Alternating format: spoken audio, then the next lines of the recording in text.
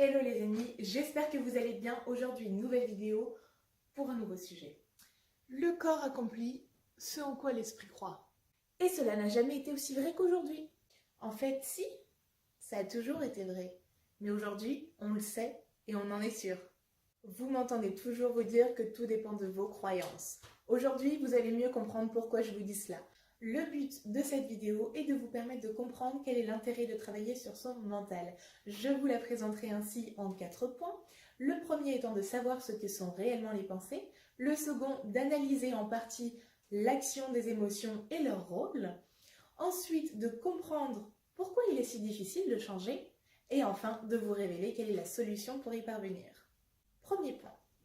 On se représente bien souvent les pensées et l'action de pensée comme étant un système de fonctionnement abstrait, sans trop savoir où elles se localisent, quelle peut être leur place dans notre cerveau, ni même sous quelle forme les identifier. Mais il s'avère qu'en réalité, il n'en est rien. Ce n'est pas un processus abstrait, il s'agit bien d'un processus électro-biochimique. Aujourd'hui, on est désormais capable de les identifier. Comment ça marche ? Tout simplement, vous captez des informations externes provenant de votre environnement par le biais de votre système sensoriel, donc de vos sens, l'ouïe, la vue, l'odorat, le goût, le toucher, enfin bref. Ces informations sensorielles vont être transformées en informations électriques qui vont être véhiculées par les neurones qui ont pour tâche de les acheminer jusqu'à votre cerveau.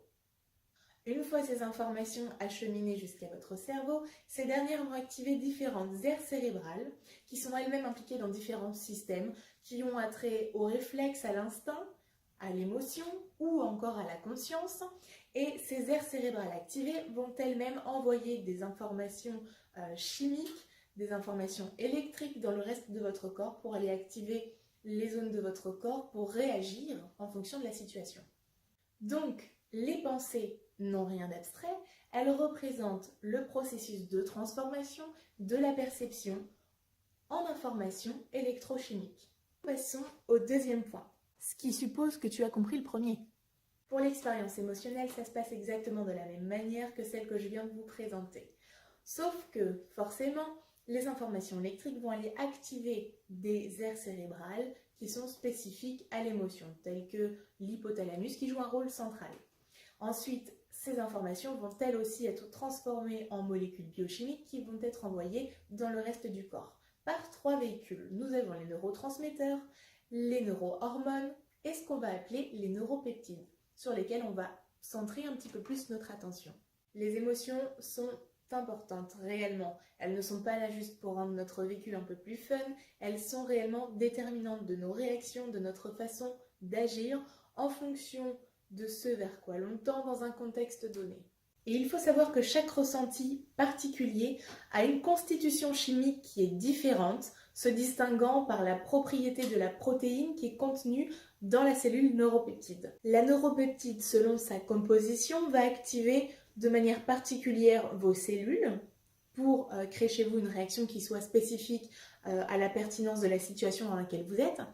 Mais en plus d'activer ces cellules vont elles-mêmes se nourrir de la protéine qui constitue la neuropeptide en question. Donc la protéine qui est contenue dans la neuropeptide et qui est spécifique en fait à l'état émotionnel qui est généré, va devenir une nourriture pour vos cellules. En résumé, vos cellules se nourrissent de votre état émotionnel. Et donc l'état de vos cellules reflète la nature de l'émotion ou des émotions que vous ressentez le plus souvent. Lorsque l'on ressent une émotion de manière ponctuelle, il y a un processus dans notre corps qui va agir pour rééquilibrer le tout, c'est le processus de l'homéostasie.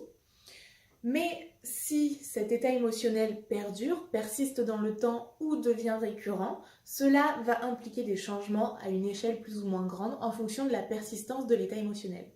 Une émotion qui est ressentie ponctuellement va être effacée, va être rééquilibrée, mais lorsque celle-ci devient plus récurrente, cela va devenir à force une humeur. Si elle est encore plus persistante dans le temps, à force, cela va devenir un tempérament. Si on continue encore comme ça va devenir un de vos traits de caractère, jusqu'à être une propriété de votre identité. Oui, d'accord, c'est un petit peu compliqué, mais les gens se plaignent tout le temps que la psychologie, c'est trop abstrait. Et ben là, on vous donne du concret. Maintenant qu'on a compris comment on devient comme on est, voyons pourquoi il est si difficile de changer.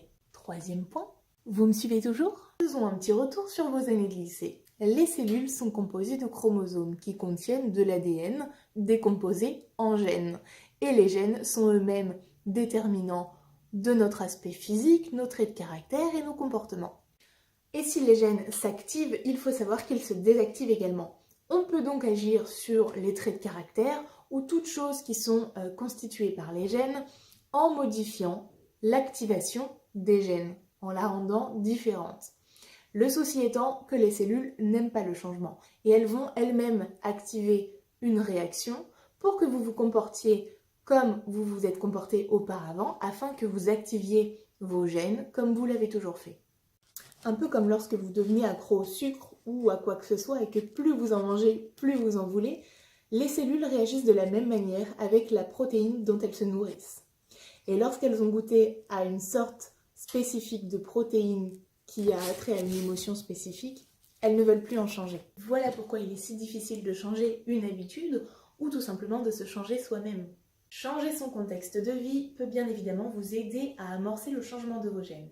Le souci étant, lorsque vous retournez dans un contexte, un environnement habituel, cela va influencer le comportement de vos cellules qui vont créer un état émotionnel habituel afin de s'en nourrir. En résumé, toutes les cellules de votre corps entier sont constituantes de votre inconscient. Et ces dernières vont influencer vos pensées de sorte à ce que vous reproduisiez les états émotionnels habituels pour nourrir vos cellules des neuropeptides habituellement amorcés par vos comportements habituels. Juste un petit aparté pour te féliciter, toi qui regardes encore cette vidéo. T'inquiète, c'est bientôt la fin. Bien que votre partie consciente souhaite faire différemment, souhaite changer, 95% de ce qui dirige les mécanismes de réaction de votre corps, de votre biochimie, découle de l'inconscient. C'est pourquoi il est si difficile de changer. Parce que, bien que vous soyez fort mentalement, le poids du conscient est bien trop faible par rapport au poids de l'inconscient. Enfin, terminons avec le quatrième point. Quelle est donc la solution pour changer? Eh bien, la solution est tout simplement d'utiliser le système de pensée.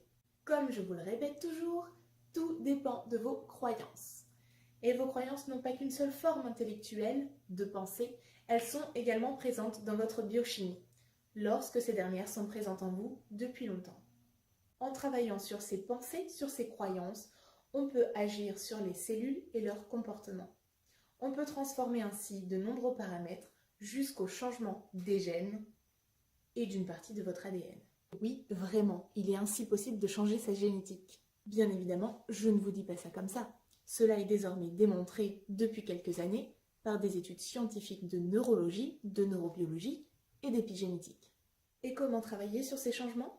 Tout simplement par des méthodes telles que les thérapies brèves, des outils comme la PNL ou l'hypnose, dans lesquels nous sommes formés en tant que coach, sont des outils qui sont vraiment très utiles à ce type de travail. La modification du système de pensée agit sur la façon dont on se ressent et dont on ressent le monde. Et cela implique la réorganisation de notre système nerveux, notre système cellulaire et notre chimie intérieure. Ce qui implique des changements sur notre corps et son état. Mais cela, bien sûr, se fait dans la durée et petit à petit. C'est pourquoi il ne faut pas sous-estimer le pouvoir du mental, parce qu'il y a une nette dominance de l'esprit sur la matière de notre corps, ce qui est prouvé maintenant depuis plusieurs années par les études scientifiques. Et donc voilà à quoi sert la préparation mentale et le travail du mental. En général, on va aller activer les bons gènes et désactiver les mauvais gènes en fonction de ce que vous souhaitez devenir. Voilà en quoi consiste plus concrètement notre activité de coach mental chez Starton. Tout cela dans des objectifs divers qui sont les vôtres. Bon, j'espère que cette vidéo vous a plu et qu'elle n'a pas été trop compliquée afin de vous faire comprendre les fonctionnements de manière plus concrète.